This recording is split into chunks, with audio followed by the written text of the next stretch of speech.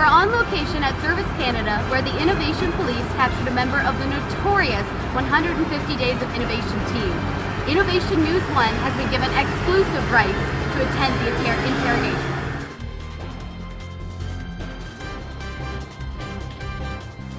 Smart sound. I'm Detective Smith with Expose and Explain. You've been brought in on the charge of innovating with intent to improve the workplace. Make it easy on yourself. Tell me your name and what organization you're with. Look, my name's Kevin Stevens. Our organization, it's the 150 Days of Innovation. What's your role in this innovation project? I'm on the evaluation team. I help gather and present information for the entire project. Who else is on your team, Kevin? I want names, roles. What did they do? Well, there's Christian McFarland. He does what I do, gathers and presents information. Louisa Dongo, she's our third member. She brings valuable knowledge to the team. Her experience helps us evaluate and present all of our findings. She's on loan to us from the Nova Scotian government. A provincial government? This kind of collaboration is unheard of. What other teams are on this project, Kevin? Aside from evaluators, there's program designers, communicators, product owners, champions, and scrum masters. I've heard there are more teams than that. Spit it out. Okay. Aside from the core teams, there's 6 dev teams assigned to innovate in specific areas. In what areas were they innovating? Employee engagement, CPP disability, regional quality review, there's Atlantic onboarding, talent management, and there's an employee innovation hub that they're working on. Incredible. Wait till the chief hears about this.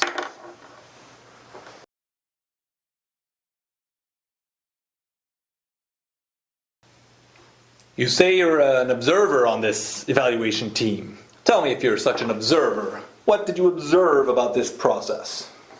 Well, we observed the 150 Days of Innovation teams collaborating, sir. The core teams, they worked using agile processes, but scrums and sprints are new to most, including myself. Many early adopters dropped out because of the level of uncertainty, even though that's natural in a project like this. To share information, the team built a SharePoint site, but non-federal employees couldn't access it, so we scrambled and found GC Collab, a repository we could all use.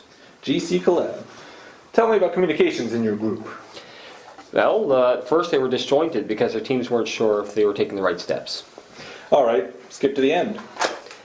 Well, by the end of the project, the core team's data sharing evolved to involve discussion boards and blogs. We discussed concepts as a group outside of meetings. In meetings, they were tough to attend because in an agile process there's a lot, but yet we still had to juggle our day jobs along with the 150 Days project. So tell me how your communications evolved then. Well, our communications did get better. Many meetings were canceled because of the fast pace we were working, but it felt like a natural progression.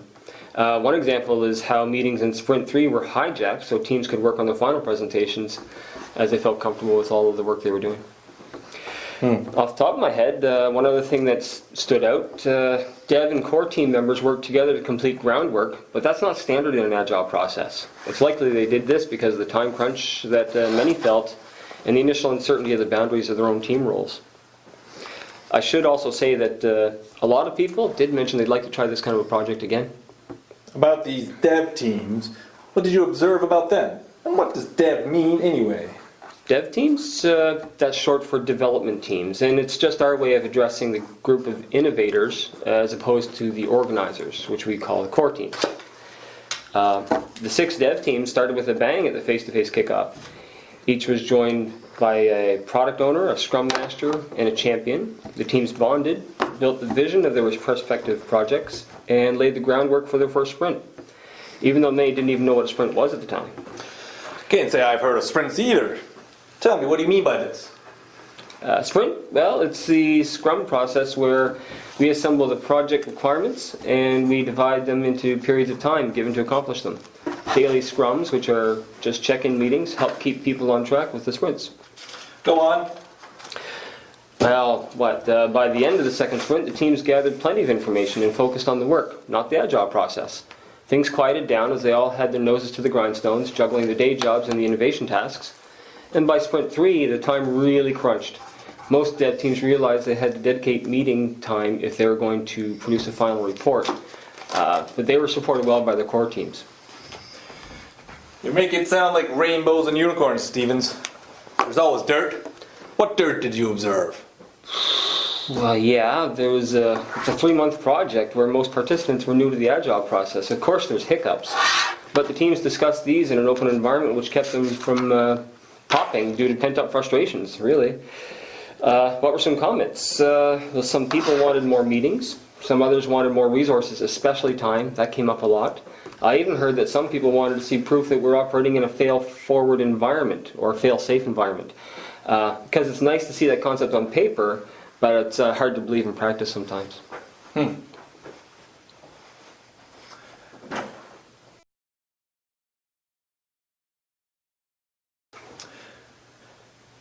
So you think this kind of agile process could be applied on any project? Say a project at the department here?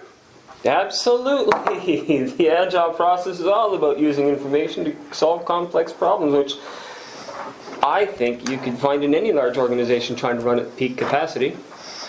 So your role in all this was to document and evaluate the efforts of these teams while they tried using this innovative new approach to tackle complex problems. Exactly. We want to show future innovators what we did, how we did it, so they can further our efforts.